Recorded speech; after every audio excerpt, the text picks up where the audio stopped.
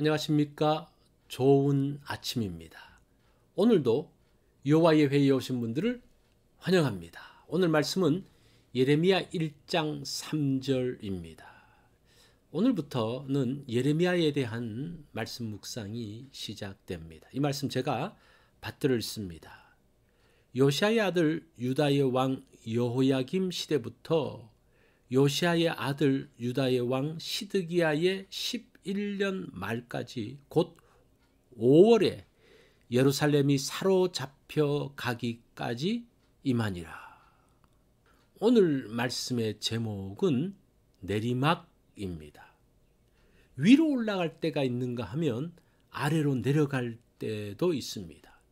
인정받으면서 모든 것이 열려져 가는 때가 있는가 하면 다치고 무시당하고 소외되는 때가 있습니다.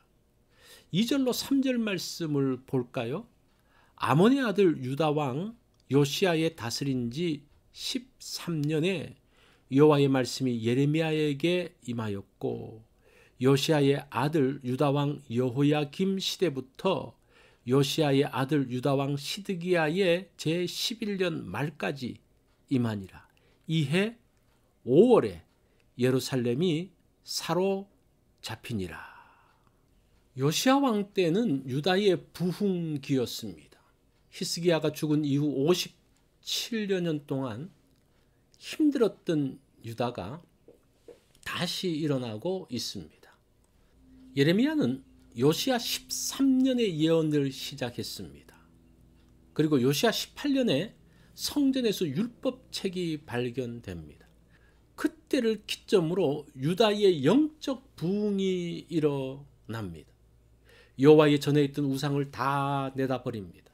예루살렘 섬 주변에 있던 우상의 상들을 다 폐기했습니다. 각 고을에 있던 우상도 다 파괴시켰습니다. 자기 활동 시기에 이런 영적 부흥을 경험하는 것은 선지자로서는 무한한 영광입니다. 하나님의 도성에서 더러운 우상들은 다 떠났습니다. 이제 성전과 성이 깨끗하여지고 거룩함을 회복하였습니다. 요시아 왕이 죽고 난 다음 유다는 급격하게 내리막으로 접어들었습니다. 요시아의 아들 여호야김은 여호와 보시기에 악한 사람이었습니다.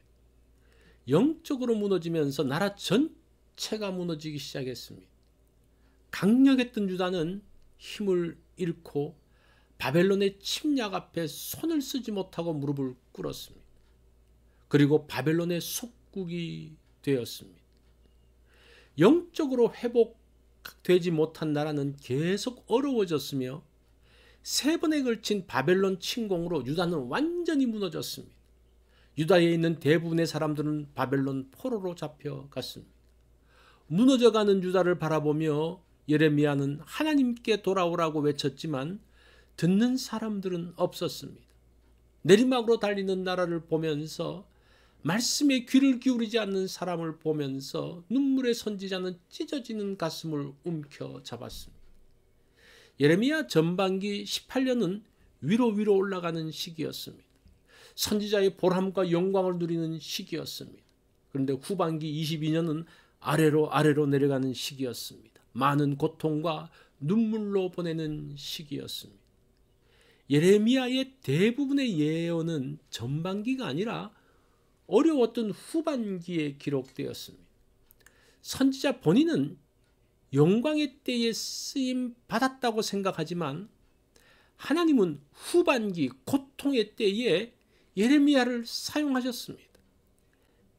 찢겨지는 나라 바벨론으로 잡혀가진 사람들에게 예레미야는 하나님의 말씀을 전했습니다. 내리막의 시기를 사는 것은 고통이지만 이 시기에 독특하게 임하시는 은혜가 있습니다. 후반기에 예레미야 선지자는 많은 고통을 당했지만 그때마다 임하시는 하나님의 은혜가 컸습니다. 하나님의 격려와 힘으로 내리막 때를 견디어 나갔습니다. 내리막의 때는 고통만 있는 것이 아닙니다. 내리막을 감당할 수 있는 더 큰 은혜가 임하는 때입니다. 내리막의 아픔만 보면 견딜 수 없습니다. 근데 그 속에서 내미시는 하나님의 손을 잡아야 합니다. 내 생각과 느낌으로 보는 인생과 하나님의 시각으로 보는 인생이 다를 수 있습니다.